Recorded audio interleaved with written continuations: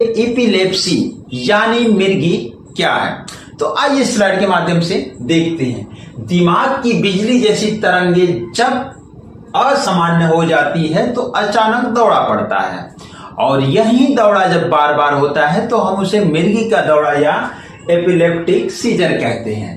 इससे सरल भाषा में हम इस प्रकार समझ सकते हैं, जैसे ये हमारे ब्रेन है, आप स्लाइड में ब्रेन देख रहे हैं। हमारे शरीर में जो भी क्रियाएं होती हैं उन सभी का जो संदेश है बिजली की तरह तेजी से हमारे ब्रेन तक पहुंचता है, और फिर ब्रेन उसे समझ के वापसी हमारे शरीर को भेजता है। जैसे अचानक हमारा हाथ किसी गर्म चीज पे पहुंचा है तो तुरंत वहां से मैसेज हमारे ब्रेन को गया कि गर्म चीज है, और हमारा ब्रेन ने तुरंत उत्तर दिया कि हाथ हटा लो नहीं तो जल जाएगा।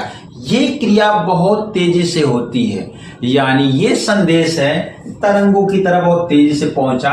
तो ये तरंगे अचानक जब तेजी से बढ़ जाती है या इसमें गड़बड़ी हो जाती है तो इस स्थिति में हमारा शरीर अपना नियंत्रण खो देता है, और जब खो देता है तो हमारा शरीर में अचानक झटका लगता है, या हम फिर गिर जाते हैं, या हमारी आंखें पलट जाती है, या फिर मुंह से झाग आने लगते हैं। ये 3 प्रकार के होते हैं। पहला होता है पूरे शरीर में झटके यानी जनरलाइट सीजर। इसमें क्या होता है कि इसमें हमारे पूरे ब्रेन में इसका असर होता है। इस स्थिति में हमारे शरीर में तेजी से झटका लगता है, हम गिर जाते हैं, हमारी आंखें पलट जाती है, या फिर मुंह से झाग आने लगते हैं। दूसरे टाइप का है, इसमें सिर्फ एक हिस्से में असर यानी फोकल सीजर।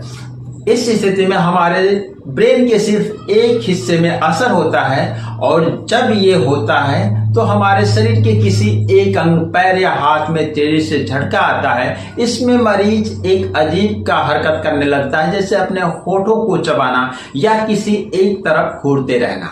तीसरे टाइप का कुछ सेकेंड का होश खोना यानी अब्सेंस सीजर।